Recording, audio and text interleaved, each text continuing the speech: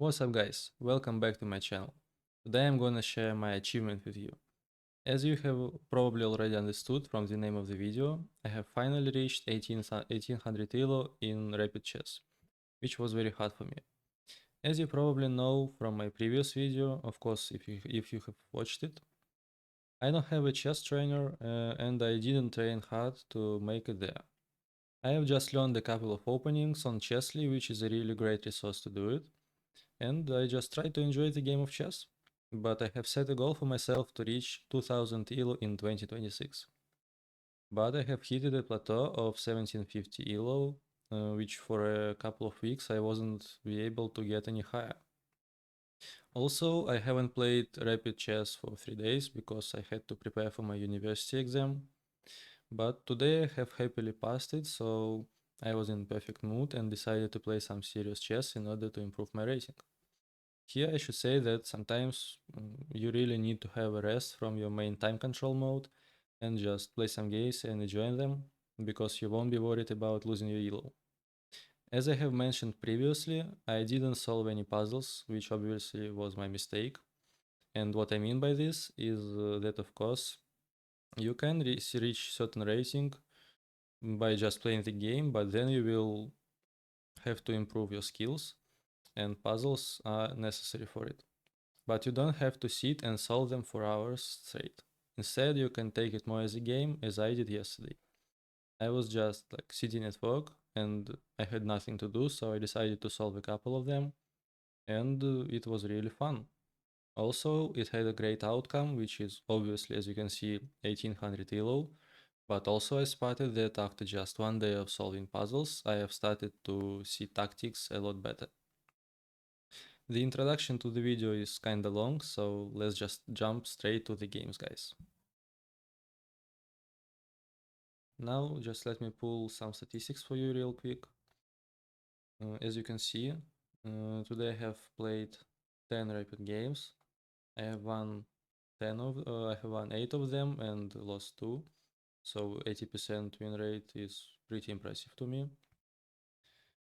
And now I'm gonna be showing the most nicest, I don't know if there is such a word, to you, which I'm not very embarrassed of, because like after reviewing them, I was just shocked by how many bad decisions either me or my opponents have made. But if nobody makes mistakes, everyone would just be a GM, right? So the first game, it started with e4, e5. I am an e4 player, and recently I have learned the Vienna from Chesley, and actually that is the first time that I'm playing it. So mm, it wasn't like very clear for me what to do because I don't have a lot of opening experience in it.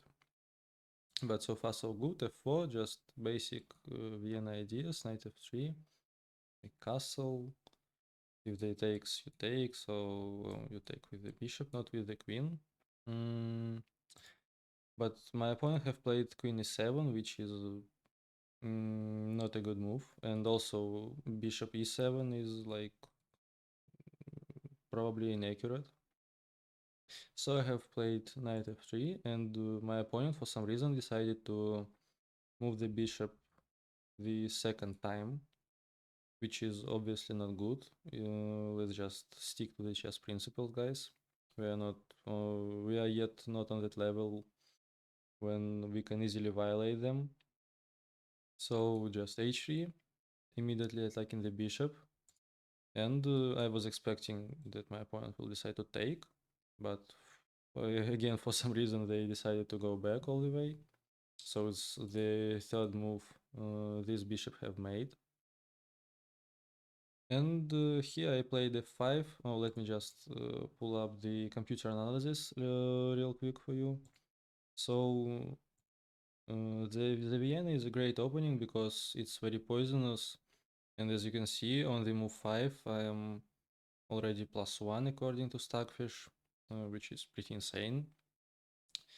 But obviously it's because the Dax at bishop is blocked. And also I have f5, which will block the light squared bishop. So the game went like this. And here I played f5, which isn't the most accurate move. Instead I had to just castle, and when they take, I should have taken with the bishop, I believe. But now, look, it's just 2.2 advantage. f5, long castle, and here I decided that I just will very fast make a pawn avalanche. And that's what I did in the game, but firstly I decided to play knight d5 to push the queen back. It's the only square for it. So queen 8, bishop e3. And here comes f6, and I was like sitting and thinking like, where would the knight go? Where would the bishop go? Where would this bishop go?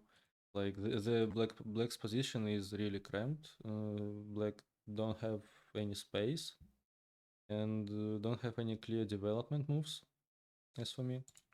So I played a4, g6, and I decided to lock the position with g4.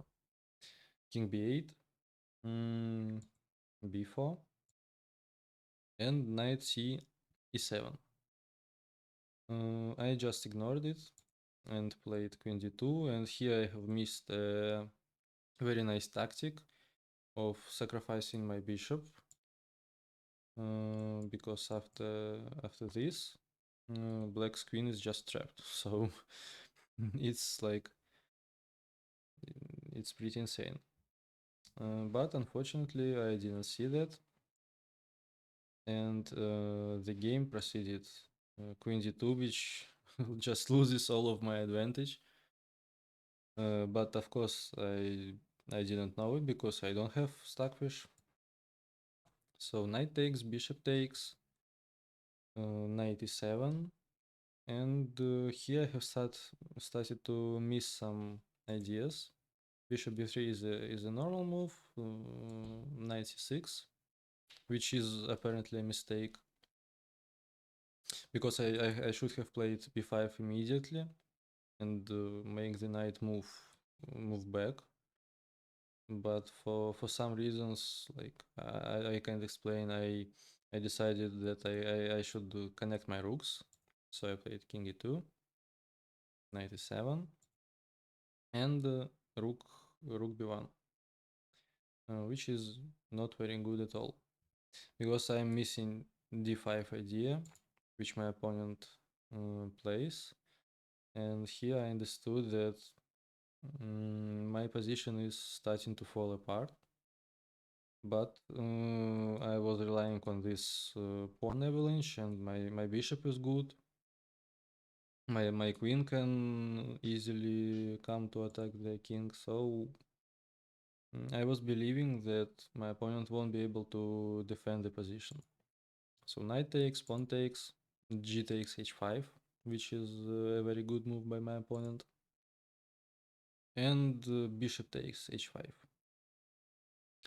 And here I thought that I would just give up this pawn, like I should have develop my queen to put some pressure on c7. My bishop is watching the a7 square, so queen c3 and b5 now. But as you can see from the evaluation, it's very bad for me. Bishop g4, which is a nice move by my opponent, and a5. And from this point, I have seen that they will probably have to take, which they did, and it is actually the correct move by my opponent. Oh no, it's not. They had to take with the bishop. I would have taken. Let's just do it. And then they had to. What am I doing? Yeah. Bishop c5, just to prevent all sorts of all of the attack. But c takes b6, which is a mistake. A takes b6 and a6, And here I'm just sitting there, and it's like mate in 3, which is obvious for me.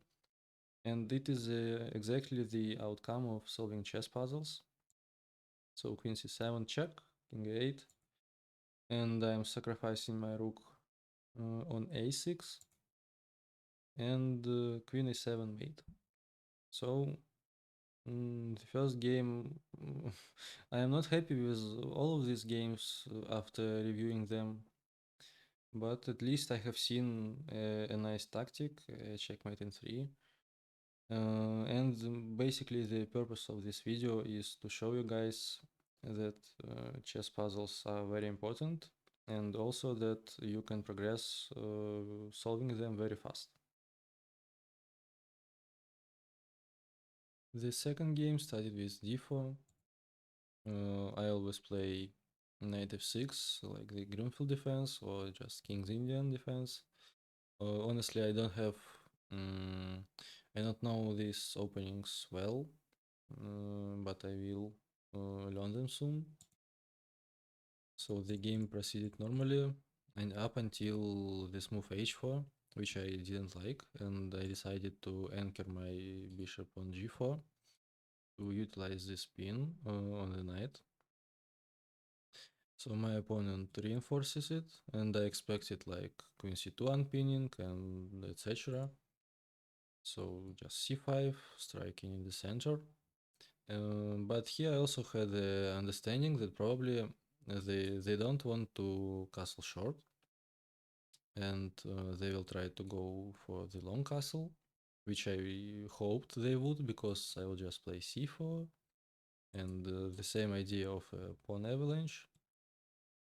And the game proceeded exactly like it, like I expected. So long castle, as you can see, guys, it just immediately goes from 0.8 advantage to 2.6 after long castle, because it is a very bad move, exactly because of c4, which limits my opponent very much. And here comes b5, rook d1, and just a5. And my opponent decides to try to open the position. So I am just ignoring it because my attack is coming faster. And it takes d5. It takes d5 is a mistake because of knight takes. I'm attacking the bishop, which is not defended, so they have to move it. Knight takes, pawn takes, and I'm taking on c3, which is not good at all, because I was expecting something like this. But my opponent decided to take my pawn, so I am taking with a check on b2. And the idea here was to hide behind my pawn, but it's just a pure fog. So I'm winning my opponent's queen. And then just I proceeded to find the checkmate in 2. So it's not like checkmate in 2, but either you lose your knight, your rook, and like everything.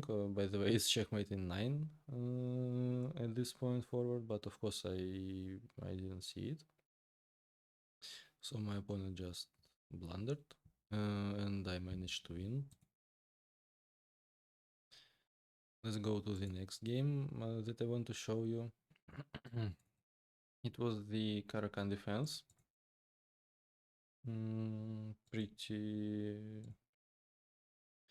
Pretty obvious up until this point. Like d4, I don't quite know. I don't think it is. Yes, it's not. It's an inaccurate move. So d4, c3, and I'm playing c5 because I have wanted to open up the position, make my opponent to take with the king, and leave him with the pawn, which I will take, and I will gain an extra tempo. It is at least what I thought, but my opponent castled, and I just took, takes, and bishop c5. And queen b6 with the idea of taking the pawn and then my rook. But of course, happily I didn't blunder it. I decided to play b6 to solidify my bishop here. And my idea was just castle and to play a normal game of chess. But my opponent threw in this check, which I have blocked, and knight c6. So queen c7, and the knight goes back. I'm just castling. And here I start to gain some space. So a6, b5, and then knight e4.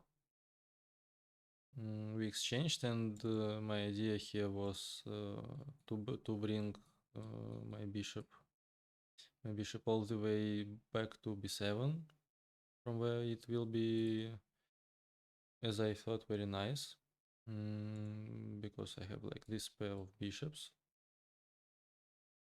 And here I decided to play e5,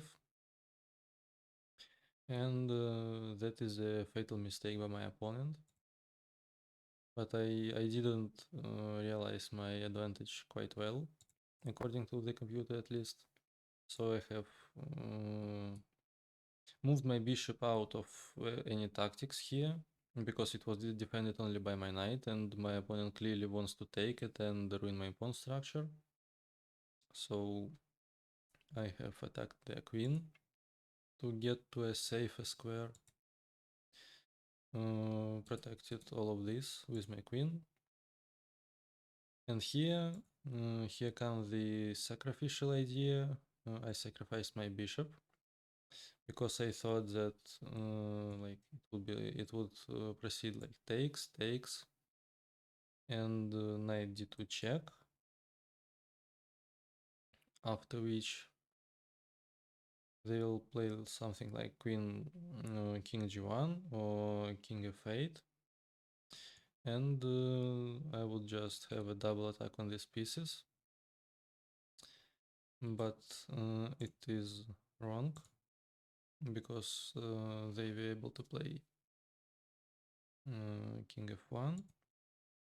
So here comes bishop f3. I tried to gain an extra tempo with a check to avoid losing my bishop. So now I just have a pure double attack. And I have taken the bishop. They have taken my rook and queen f5. So the bishop is under attack, and they decided to move it all the way back to f3. And I have seen the tactic of playing e4. They will need to move their bishop, and I wanted to play queen g6, because after queen g6, if they just take my bishop, knight g3 is a check, and the pawn can take it because of the pin on the king. So remember, queen g6, knight h3. The king will have to move somewhere, and if the king moves to h1, it's a fork, and I win the queen. And if the king moves to f1, I would also win the queen by going queen f5 back, and they would have to block with the queen, and I would just have taken them with the pawn. At least that's what I thought. So bishop e2, queen g6, and my opponent have made this mistake. Knight h3, and after queen f5, they have just resigned, because if they play like here, it's just checkmate in one. So by the way, guys, if you know, why the bot color doesn't reset after I am adding a new variation to the game. Please let me know that in the comments. I would be very happy with it, because I just don't understand why it started to happen. And the last game for today, which I'm gonna show you, also was a Caro-Kann defense. So far so good. E5, bishop g4, d4, c5, like a very normal Caro-Kann, c3, knight c6, bishop e3, which is always not a very good move. C takes e6, solidifying my center pawn, and here comes a3, which I thought is just a waste of the tempo, because why won't you just develop your knight, and the bishop before is like not scary at all. So I just developed, and I decided that I want to put this knight on f5, and when they take, I would take with the rook, and I would get the open c file. By the way, it's not queen a5 is not winning the bishop because of knight c3. So my opponents decide to kick off my bishop,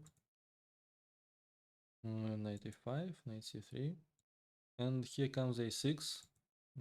I decided to do the same, so my rook now is on the open file, which is always good. And here I have made this fatal mistake, because now I missed that here comes a very powerful attack from my opponent, and all the way up from this point I have played just a terrible game. So let's just quickly go through it. And here I decided that I will sacrifice my queen for two rooks, because it was the best decision on that moment. And just will try to play and try to win this. But I understood that I have a very low chance of winning here.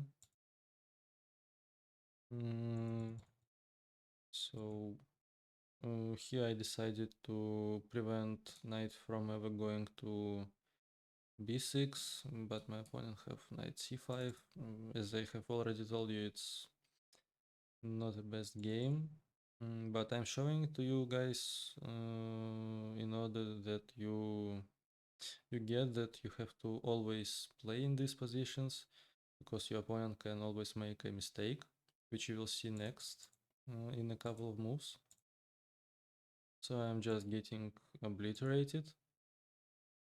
And here I saw this idea that my opponent probably will take one of the pawns. And I have this idea of g4. And it's just a pure bait. So if they won't have taken, I just would have probably lost the game. But happily I have solved checkmate in 3 tactics, so here it comes. Just a simple nice checkmate. And so guys, basically that is how I managed to get 1800 elo in chess. And of course, yeah, you can say that like we are playing very poorly, and I will agree with you. But I'm just sharing with you my experience and my way of getting high elo. So I don't see any problem in it. And in conclusion to all of this, I would like to say that the first is that you should play till the end, even if you are already tilted, because in chess you can manage to win even a completely lost position if your opponent blunders a tactic, which you have seen a lot in today's video. The second thing is that you definitely need to solve some puzzles, but keep it fun and don't get frustrated if you are making mistakes. It's absolutely normal, and that's your way, that's your journey, and by solving them you are improving your brain.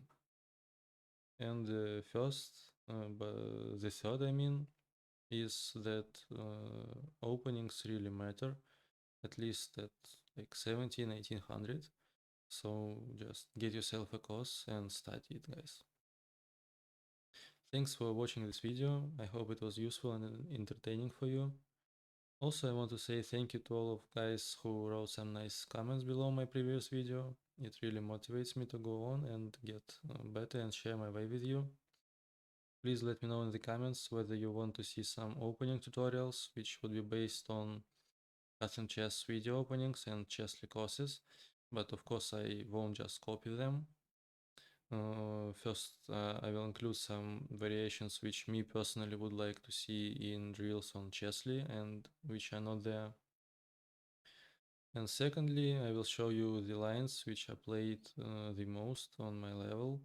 So for the guys who are also 17, 1800, that would be very useful. Thanks for watching, and if you like this video, please subscribe to my channel and hit the like button. It drives me forward a lot. Have a nice day and goodbye.